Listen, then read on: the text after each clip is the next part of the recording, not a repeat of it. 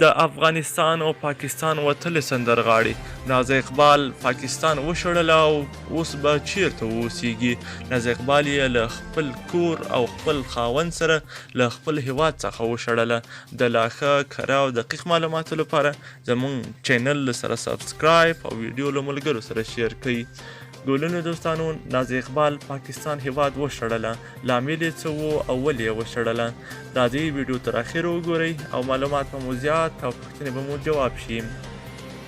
د پښتو ژبې نوموتی سندرغاړی نازا اقبال وایي چې خاوند یعنې جاوید فیضا افغان دی او څو ځله یې پاکستاني حکومت ته خواست وکړ چې هغه ته پاکستاني هویت یا شناختي کارت ورکړي، خو پاکستان شناختي کارت ورنه کړ، نو ځکه یې پاکستان پرېښود او لندن ته لاړه.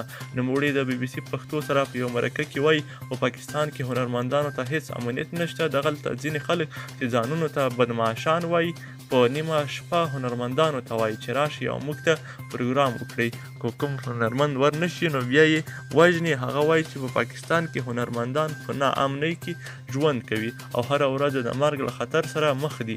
همداراز د ماشومانو ژوند یې هم خوندي نه و او خاوند به یې هره اونۍ تورخم ته تللو او پاسپورټ به یې ټاپه لګوله.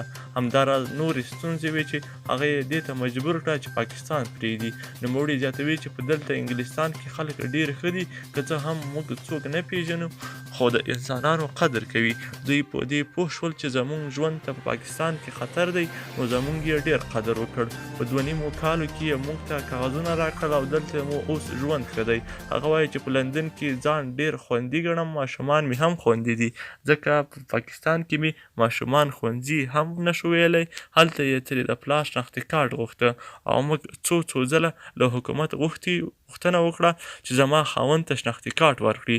حکومت راته وویل چې موږ افغانانو ته شناختي کارتونه نه ورکوو. ګلونو دوستانو، دا هغه کره او دقیق معلومات وو چې تر تاسو مو در ورسول. د لا ښه کره او دقیق معلوماتو لپاره زموږ چینل سره سبسکرایب او ویډیو له ملګرو سره شریکه کړئ.